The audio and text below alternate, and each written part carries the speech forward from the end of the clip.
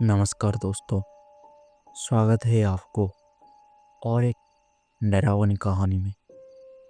कहते हैं देवियों की मंदिर हमेशा शांति और आस्था का प्रतीक होते हैं।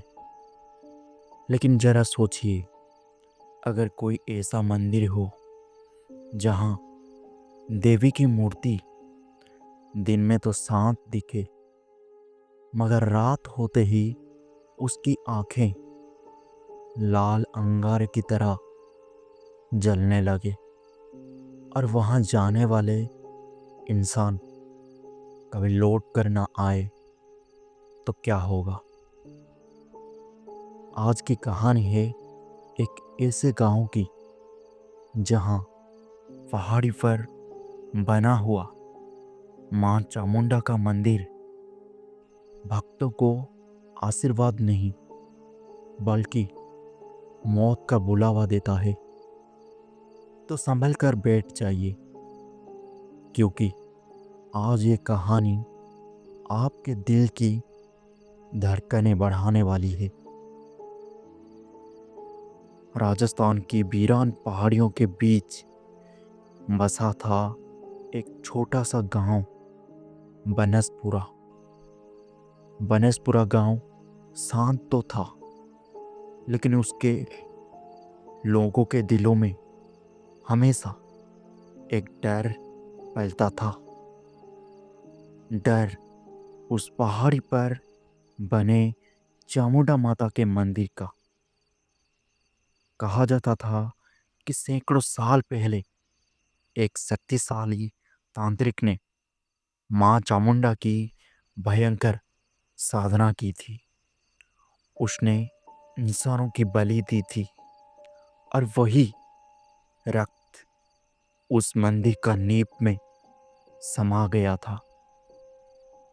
उस दिन से लेकर अब तक उस मंदिर में कोई भी सूरज ढलने के बाद नहीं जाता था,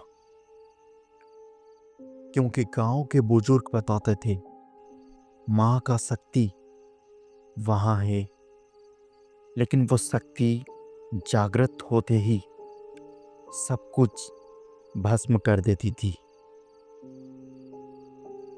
बनसपुरा गांव में एक लड़का था जिसका नाम था गोपाल। गोपाल जवान, निडर और अपने दोस्तों में मशहूर था।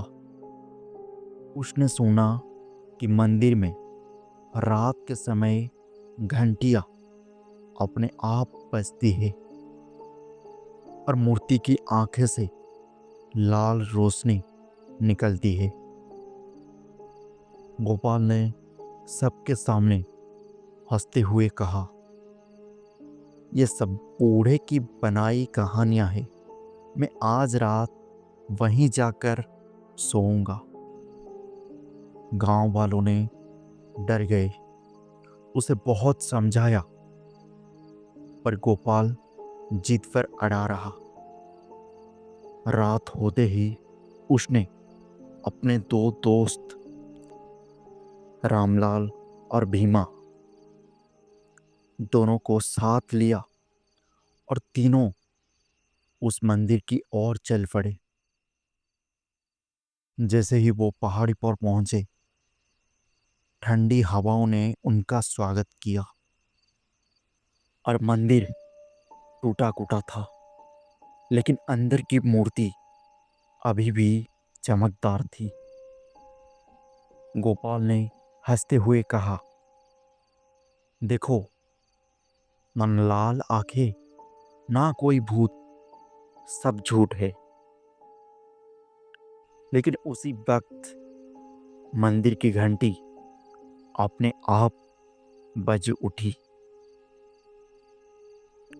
रामलाल और भीमा शरीर में सिहरन दौड़ गई। मूर्ति की आंखें धीरे धीरे लाल होने लगी और मंदिर की दीवारों से मानो किसी औरत की चीख सुनाई दी। और अचानक मूर्ति से एक कर्कश आवाज आई,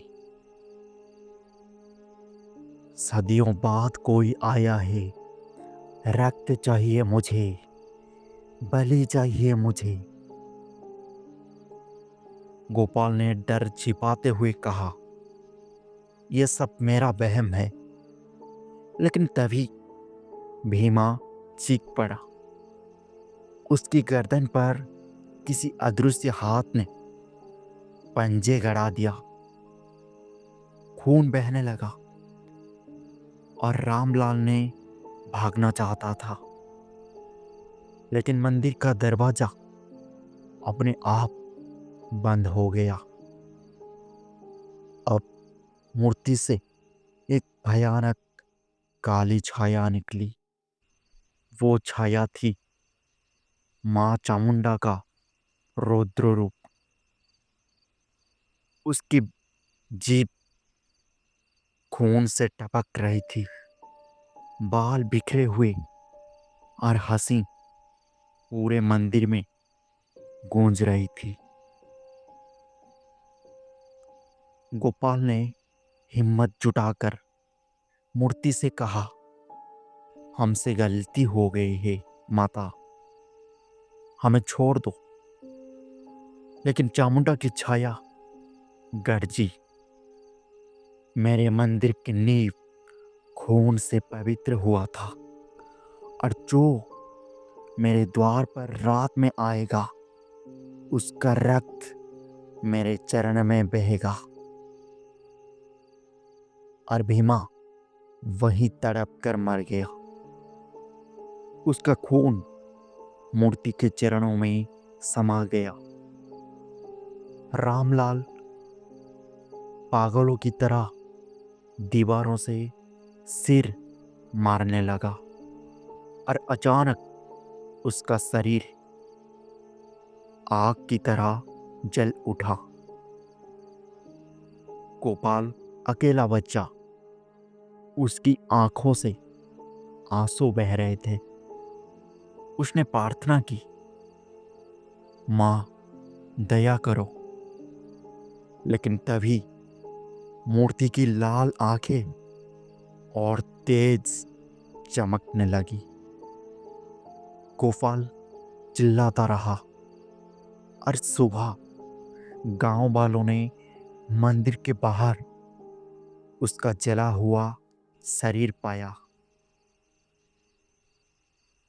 उस घटना के बाद गांव वालों ने मंदिर के चारों ओर ऊंची दीवार बना दी। आज भी लोग कहते हैं, अगर कोई उस दीवार के फांद कर अंदर गया तो उसकी आत्मा कभी सुबह की रोशनी नहीं देखती है।